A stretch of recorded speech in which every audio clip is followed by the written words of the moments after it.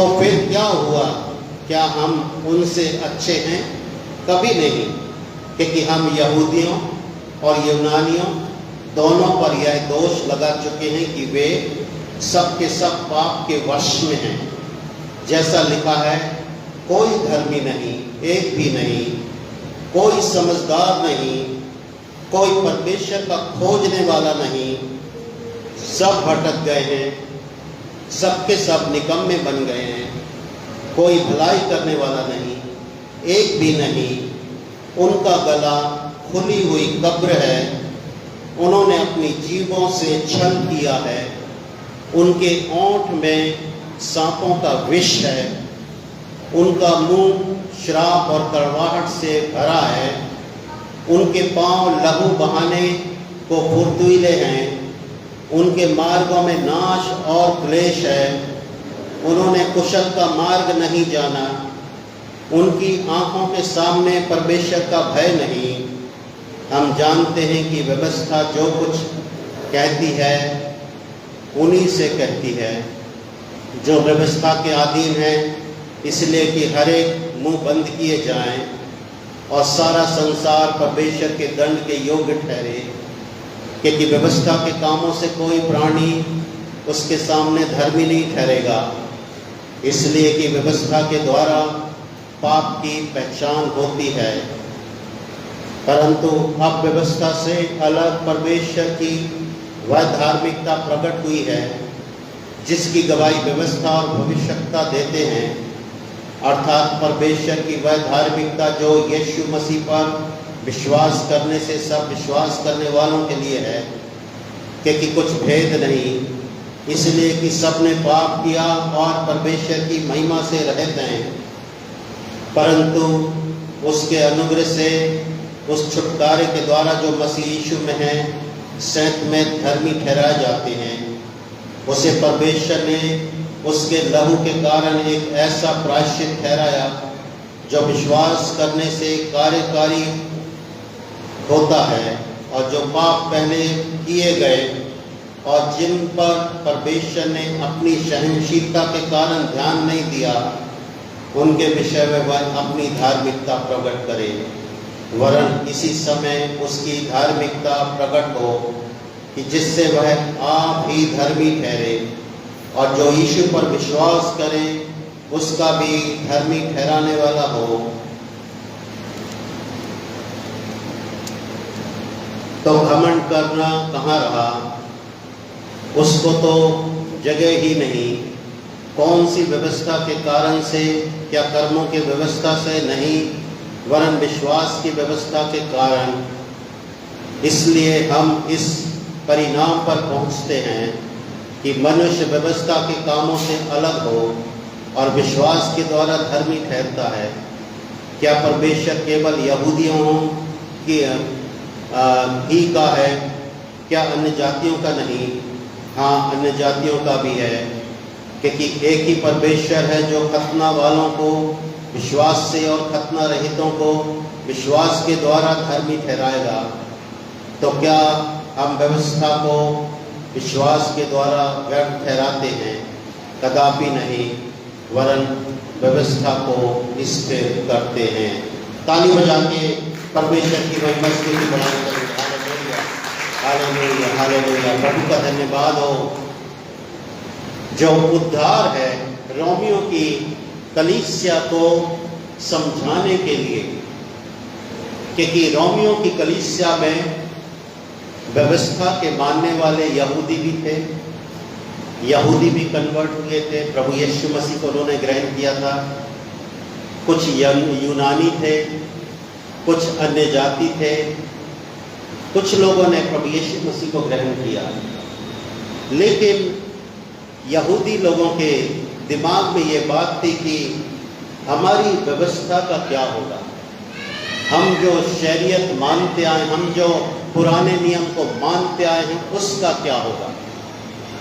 और ये जो व्यवस्था जो हम मानने वाले, क्या उद्धार सिर्फ हम ही को मिलेगा? वो सोचते थे कि उद्धार हमारा ही है।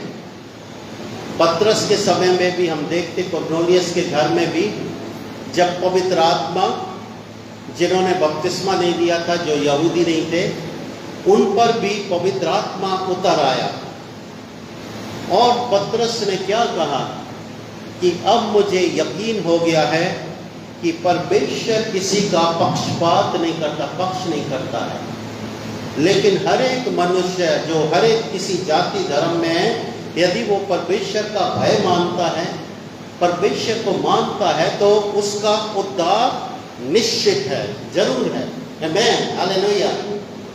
उसका उद्धार जरूरी है, वो हो जाएगा उद्धार, उसका उद्धार होएगा। तो जो व्यवस्था है वो कर्मों के बारे में ज़्यादा है कि व्यवस्था में ये लिखा है, व्यवस्था में वो लिखा, पुराने नियम में ये लिखा है। और किसी ने व्यभिचार किया तो वो कहते हैं कि उसको पतलवार किया जाएगा। किसी ने यदि चोरी की है तो उसका हाथ काट दिया जाएगा। किसी ने यदि आंख मारी है तो उसकी आंख निकाल दी जाती थी। कहने का मतलब है कि व्यवस्था में टिट फॉर टैट, जैसे को तैसा दिया गया था। मूसा की व्यवस्था बहुत टफ थी, बहुत खतरनाक थी। आज भी आप देखेंगे कहीं कहीं व्यवस्था मानी जाती है, व्यवस्था के अनुसार। लेकिन परमेश्वर ने देखा कि लोग इतनी टफ, इतनी कठिन जो व्यवस्था नहीं मान सकते, नहीं कर सकते। कहाँ से इतने वो जानवर लाएंगे कि हर हफ्ते एक जानवर काटना है, इतनी तो इनकी इनकम भी नहीं है। कहाँ से वो चढ़ावा चढ़ाते रहेंगे, कहाँ से वो बार बार छुट्टी करते रहेंगे। बहुत सारी टफ थी व्यवस्था, शरीयत बहुत टफ थी। उसको करने में इंसान लाचार था, कमजोर था। इसलिए परमेश्वर को ये भाया कि परमेश्वर ने एक सीधा सीधा इंतजाम किया। वचन में लिखा है कि सब लोग जो थे वो परमेश्वर की महिमा से अलग हो गए थे, दूर हो गए थे। वो परमेश्वर के डर को वो नहीं मान रहे थे, वो अपनी चाल चलने लगे थे। प्रभु यीशु मसीह के आने से पहले इस संसार में बहुत गड़बड़ी थी, बहुत परेशानी थी। लोगों को उम्मीद नहीं थी, आशा नहीं थी। लोग आपस में लड़ते रहते थे, छोटे छोटे राजा लड़ते रहते थे, सदूकी फरीसी लड़ते रहते थे। बहुत ज्यादा अंधकार था धरती में, कोई उम्मीद नहीं थी। इन सब बातों को परमेश्वर ने देखा कि किस तरह से इंसान के लिए अब मैं उद्धार का मार्ग निकालता, मैं कुछ सरल करूंगा। व्यवस्था लोग मान नहीं पा रहे थे, लोग पाप से छुटकारा नहीं पा रहे थे, उनके लिए बहुत मुश्किल हो गई थी। परमेश्वर ने इंसान के पापमय स्थिति को समझा। उसने, परमेश्वर बहुत समझदार है। यहाँ पर लिखा है कि एक भी समझदार नहीं, कोई भी समझदार नहीं। सब जो थे वो गलत कामों में थे। लेकिन परमेश्वर ने एक ऐसी योजना बनाई, एक ऐसी सुंदर सरल रास्ते मार्ग को उसने निकाल के दिया कि कोई भी नाश ना हो। आमीन। परमेश्वर ने जगत से ऐसा प्रेम किया कि उसने अपना इकलौता पुत्र दे दिया ताकि जो कोई उस पर विश्वास करे वो नाश ना हो परंतु अनंत जीवन पाए। ताली बजा के परमेश्वर को महिमा करिए। परमेश्वर ने जगत से प्रेम किया, एक उद्धार का मार्ग निकाला इंसान की। उसने जिंदगी के नेचर को समझा। उसने कहा कि ये जो सिंफुल नेचर है, ये पाप का नेचर है, ये जा नहीं सकता, बदल नहीं सकता है। अब तो मुझे कुछ करना पड़ेगा। परमेश्वर ने सोचा। किसी ने कहा है कि नेचर और सिग्नेचर कभी नहीं बदलते। नहीं, बैंक वालों को पता। बैंक में यदि आप दूसरे सिग्नेचर करोगे तो आपको पैसा नहीं मिलेगा। नेचर और सिग्नेचर कभी नहीं बदलते इंसान के। लेकिन इस बात को भी यीशु मसीह ने दूर किया है। नेचर को बदलने के लिए यीशु मसीह आया इस धरती पे। वो हमें एक अच्छा चरित्र देने के लिए आया। वो हमें एक नई सृष्टि बनाने के लिए आया कि अब मैं तुम्हारे नेचर को भी बदलूंगा। मैं इस प्रकृति को भी बदलूंगा। ये जो प्रकृति श्राप से भर गई है पाप के कारण, आदम और हवा के पाप के कारण जो सृष्टि, जो श्राप आ गया था, बहुत बड़ा श्राप आ गया था पाप के कारण, इसको मैं बदलूंगा। हालेलुया। परमेश्वर ने ऐसा सोचा। अब परमेश्वर शांत नहीं बैठा। परमेश्वर कभी शांत नहीं बैठता है। वो हमें पाप से बचाने के लिए हर समय पूरी कोशिश करता रहता है। आमीन। आखिरी दम तक परमेश्वर जो है वो हमें खींचता रहता है, बुलाता रहता है, मेरे पास आओ हे बोझ से दबे थके मांदे लोगों, मेरे पास आओ, मैं तुम्हें विश्राम दूंगा। जितने दूर है, जितने पास है, सब परमेश्वर के नजदीक आए। कोई भी जन नाश ना हो, परंतु सबके लिए अनंत जीवन का रास्ता यीशु मसीह ने खोल दिया। हालेलुया। यदि मुझे मेरा उद्धार नहीं होता तो आज मैं यहाँ नहीं खड़ा रहता। आज मैं कहीं पता नहीं कहाँ होता, दुनिया में होता कि भी नहीं होता। लेकिन यीशु मसीह ने मुझे जीवन और आयत का जीवन दे दिया। उसने मेरे प्राण बचा लिए, उसने मेरी आत्मा बचा ली, उसने आपके प्राण को, आपकी आत्मा को बचा लिया। वो किसी को नाश नहीं होने देता। वो अनंत जीवन का रास्ता है, वो अनंत जीवन देता है, वो हमें मार्ग को समझाता है। यहाँ पर लिखा कि सबने पाप किया, परमेश्वर की महिमा से रहित है। सबने पाप किया, एक एक जन से न रहे, एक एक जन ने गलती की। हमने भी पुराने जीवन में गलती की, पाप की है, इसलिए हमें पापों की क्षमा के लिए उद्धार की जरूरत पड़ी। पापों की क्षमा के लिए यीशु मसीह को आना पड़ा। पाप इतना भयंकर रोग हो गया था इस धरती पे कि यीशु मसीह को स्वर्ग छोड़ के इस धरती पे उस पाप वाले रोग को भगाने के लिए आना पड़ा। आमीन। पाप इतना विषमय हो गया था, इतना कड़वा हो गया था पाप इस संसार में कि यीशु मसीह को आना पड़ा। प्रभु यीशु मसीह को इस धरती पे आना पड़ा मेरे लिए और आपके लिए।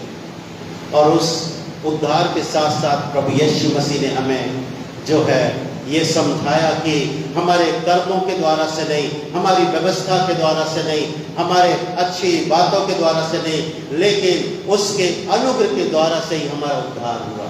आमीन। वचन में लिखा कि तुम्हारे जो धर्म के काम हैं, अच्छे कर्म हैं, वो तुम्हारे जो कर्म और अच्छे काम हैं वो मैले चिथड़े के समान है, कपड़ों के समान है, उनकी कोई वैल्यू नहीं।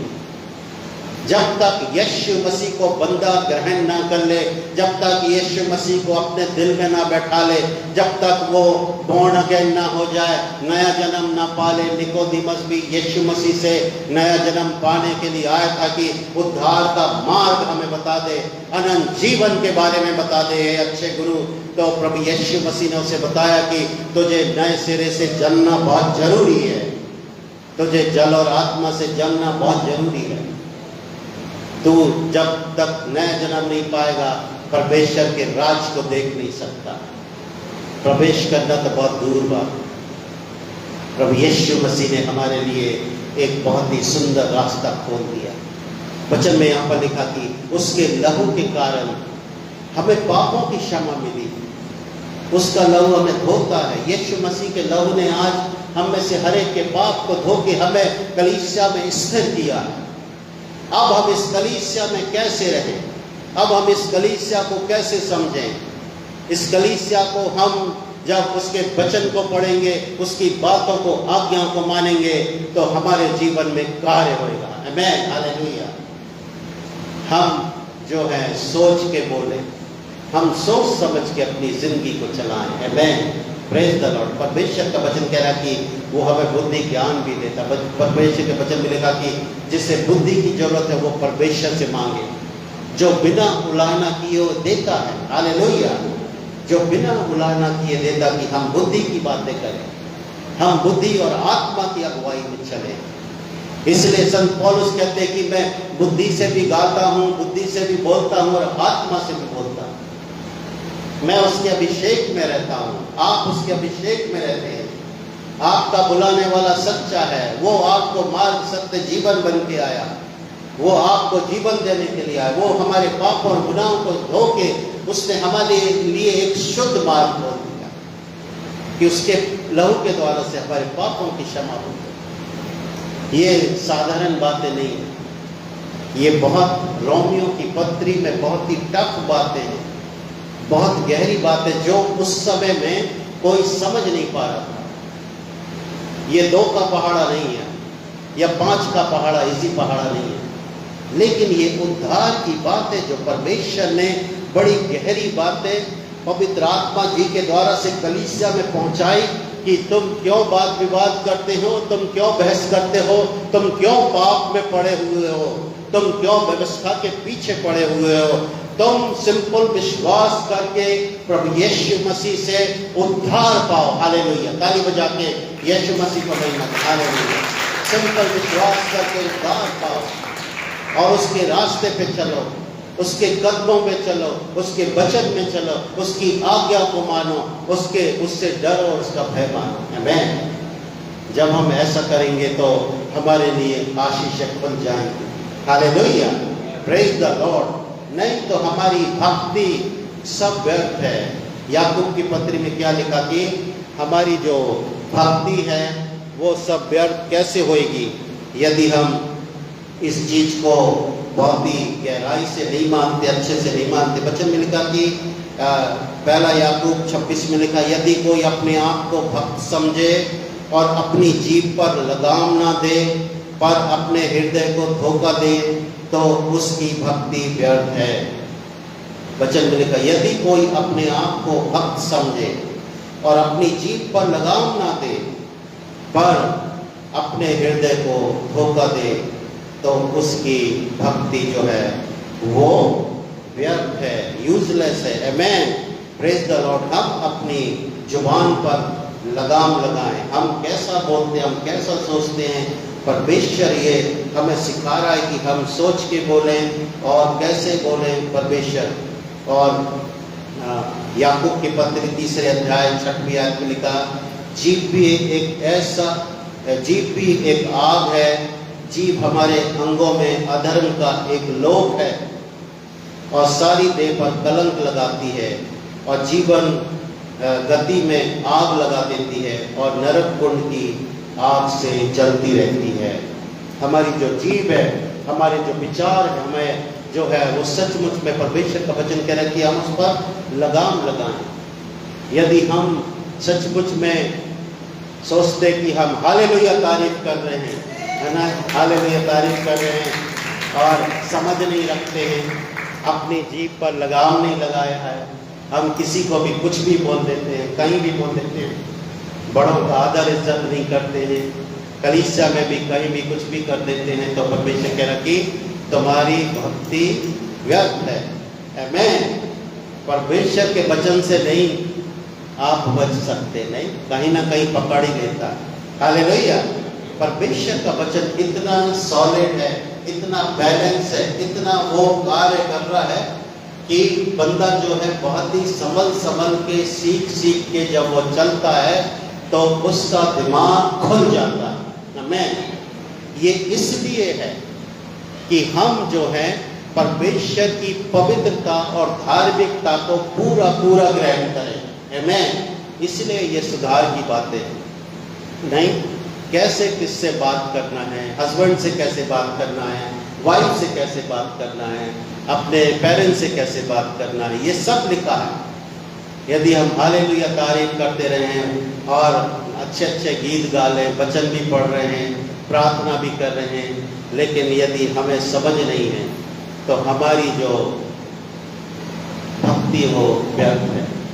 हमें आज सुबह मुझे फोन आया संडे राजस्थान से, मुझे पता नहीं कहाँ से फ़ोन आते, राजस्थान से फ़ोन आया कि पास्टर जी प्रार्थना करो। मैंने कहा किस बात के लिए? मैंने कहा मैं तो जल्दी में अभी चर्च लगने वाला है, चर्च जाना है ना, बताओ जल्दी से बताओ, वहीं प्रार्थना कर देंगे आपके लिए, या रात को फ़ोन करना आराम से। तो कहते कि मेरे भैया भाभी में बहुत झगड़ा होता रहता। तो मैंने कहा झगड़ा करने के लिए शादी की क्या? झगड़ा ही करना था तो शादी क्यों? नहीं। तो वो चुप हो गई, उसने फ़ोन बंद कर दिया। अब रात को शायद वो आराम से डिटेल में बताएगी। मैंने कहा डिटेल में रात में बताना है, अभी चर्च लगने वाला है, चर्च का टाइम है, तेरे झगड़े को अभी कौन सुनेगा? नहीं, भैया भाभी के बहुत पहले से होते आ रहे होंगे, सालों से, नहीं 1 मिनट में कैसे दूर हो जाएंगे। मन का झगड़ने दे, अभी रात को देखे थे। कहने का मतलब है कि ये झगड़ा, लड़ाई झगड़ा, क्रोध, गुस्सा हम छोड़े यीशु मसीह के नाम से। आमीन। हम नफरत छोड़े, बुराई छोड़े, पाप छोड़े, गुनाह छोड़े। परमेश्वर कह रहा कि जैसा मैं हूं वैसे ही तुम भी बनो। हालेलुया। इन दिनों में खास कर मैं आपको बताना चाहता हूं कि शैतान शत्रु आपकी जुबान के द्वारा से, आपकी जुबान में यदि लगाम नहीं है, उसको वो विष बना के इस्तेमाल करेगा। यहाँ पर लिखा है कि जो जीव है वो नरक के लोक के समान, नरक है, नरक है, बुरी नरक है। हमारी जीव यदि बुरी है, यदि हमारी जीव कहीं भी कैसे भी किसी के लिए भी बुराई के लिए चल जाती, तो हमारी जीव जो है वो नरक है, नरक लोक है। उसमें आग है, नरक की आग है, जो पूरे जंगल को जला देती है, पूरे परिवार को खराब कर देती है, पूरे जगत को जला देती है। नहीं, आपने देखा होगा दुनिया में भी जितने लीडर हैं, उनके एक कुछ बोल देने से पूरी दुनिया में हलचल हो जाती है। नहीं, वर्ल्ड वार हो जाते हैं। वो रुक सकते हैं, क्यों? यदि उनके अंदर समझ आएगा, ज्ञान आएगा, परमेश्वर का ज्ञान आएगा, प्रभु की वाणी आएगी, परमेश्वर की मिठास आएगी, परमेश्वर की खुशबू आएगी, परमेश्वर का जीवन आएगा, परमेश्वर का उद्धार आएगा, परमेश्वर के काम आएंगे, परमेश्वर के बड़े बड़े सामर्थ के काम आएंगे, तो इंसान का जीवन खुशी से भर जाएगा। आमीन। हालेलुया। परमेश्वर का जो जीवन है खुशी से भर जाएगा। फिर हमारे जीवन में जो हम अपने आप को चेक करें। आमीन। हालेलुया। ये वचन इसलिए परमेश्वर ने दिए हैं कि हम इनसे अपने आप को चेक करते हुए पवित्र और धर्मी बने। जहां हमारे अंदर कोई कमी घटी है, क्योंकि वचन में लिखा कि परमेश्वर का जो वचन है वो उसकी आत्मा से, प्रेरणा से रचा गया है, सुधार के लिए, समझाने के लिए, उपदेश के लिए, जीवन के लिए, मुक्ति के लिए। ताली बजा के यीशु मसीह को हालेलुया। परमेश्वर हमें सुधारे। हालेलुया। परमेश्वर हमें सुधारे, हम सबको माफ करे, परमेश्वर हमें सुधारे, परमेश्वर हमारे लिए आगे जाए, परमेश्वर हमारे लिए मुकाबला करे, परमेश्वर हमारे लिए मुकदमा लड़े। भजन संहिता 35 में लिखा है, हे परमेश्वर पिता, जो मुझ पर मुकदमा करते हैं तू उन पर मुकदमा कर, जो मुझसे लड़ते तू उनसे लड़। आमीन। वचन बोल दिया करो। हालेलुया। और शत्रु को हरा के भगा दिया करो। हालेलुया। वचन बोल दिया करो, और आपकी इतनी बड़ी विजय होएगी आज के बाद से कि आपको खुशी से भर जाओगे। आपकी उन्नति होने वाली, करोड़पति बनने वाले कुछ लोग। हालेलुया। हालेलुया। तरक्की होने वाली। रबा रबा। हालेलुया। वचन ने बनाया आपको, वचन बना रहा आपको, वचन आपकी तरक्की कर रहा, वचन आपका प्रमोशन कर रहा, वचन आपके जीवन को बना रहा है। हालेलुया। चंगाई भी आ गई है। हालेलुया। आइए हम सभी खड़े जाएंगे, परमेश्वर के पवित्र नाम को महिमा देंगे। Hallelujah. Hallelujah. Hallelujah. Hallelujah. Hallelujah. Hallelujah. धन्यवाद। आंखों को बंद करें, अपने हाथ को उठाएं, परमेश्वर से महिमा उसकी करें, बड़ाई करें, प्रभु को आनंद और स्तुति प्रशंसा दिखाएं कि प्रभु मैं आनंदित हूँ, खुश हूँ, और मैंने सचमुच में जैसे आपने संसार पर जय पा ली, वैसे मैंने भी संसार पर जय पा लिया। मैंने भी अपनी जीभ पर जय पा लिया है। अपनी जीभ पर हाथ रखो, अपनी जीभ पर एक हाथ रखो और परमेश्वर के सन्मुख अपना हाथ उठाओ। हालेलुया। परमेश्वर पिता, मेरी जीभ में मिठास आए, मेरे जीभ में प्रभु आशीष आए, बरकत आए, सब लोगों के लिए चंगाई आए। मेरी जीभ में प्रभु भविष्यवाणी आए, मेरी जीभ में अच्छी आशीषें आए, बरकतें आए, मेरी जीभ में मेरी तरक्की आए, मेरी प्रमोशन हो। इस जीभ से मैं प्रभु सचमुच में बहुत ही आशीष और बरकत से भरपूर हो जाऊं, संपन्न हो जाऊं, समृद्ध हो जाऊं आपके पवित्र वचन के द्वारा से, जो आज सचमुच में आपने नरक लोक से मुझे बचाया है और प्रभु जलती हुई जीव से बचाया है। पवित्र आत्मा जी आज अद्भुत कार्य करो और सबको प्रभु आशीष बरकत दो। हालेलुया। पिता परमेश्वर में प्रार्थना करता जिन्होंने अपने मुंह को जो प्रभु परमेश्वर का चौकसी की है, जिन्होंने प्रभु अपने मुंह को अपने जीवन को आपके हाथों में दिया, जीव को हाथ में दिया है, प्रभु आज से वो सचमुच में 1000 गुना फल प्राप्त करेंगे यीशु नासरी के नाम में। इनकी जीव इनको विजय दिलाएगी, इनकी जीव इनको चंगाई दिलाएगी, इनकी जीव इनको जीवन दिलाएगी, इनकी जीव इनको करोड़पति बनाएगी, इनकी जीव इनको ऊंचा उठाएगी, इनकी जीव इनको प्रमोशन करेगी, इनकी जीव इनकी तरक्की कराएगी, इनकी जीव जीवन से भर जाएगी और चंगाई से भर जाएगी, इनकी जीव शैतान को भगाएगी, इनकी जीव विश्व को दूर करेगी, इनकी जीव नरक का रास्ता बंद करेगी, इनकी जीव शैतान को भगा देगी। पवित्र आत्मा जी, हालेलुया हालेलुया हालेलुया। हमारी जीव पर प्रभु परमेश्वर पिता स्वर्ग से अंगारा भेजो, अपनी अग्नि भेजो। हालेलुया। जैसे यशाया के मुंह में भी प्रभु परमेश्वर पिता शेरफिम ने, प्रभु आपके दूत ने एक चमीटे से अंगारा लाके उसकी जीभ पर रख दिया था, आज वैसे भी हमारी जीवों पे, हमारे टंग पर पिता परमेश्वर अपने अंगारे को भेजो पवित्र स्वर्गदूतों के द्वारा से, ताकि शुद्ध हो जाए, चमत्कार हो जाए, जीवन आ जाए, शांति आ जाए, बीमारी चली जाए, दुख चला जाए, और निराशा चली जाए यीशु के नाम से। Hallelujah hallelujah. शत्रु भाग गया है। हालेलुया। धन्यवाद यीशु नासरी। आपके वचन में लिखा कि जीव में मृत्यु और जीवन है।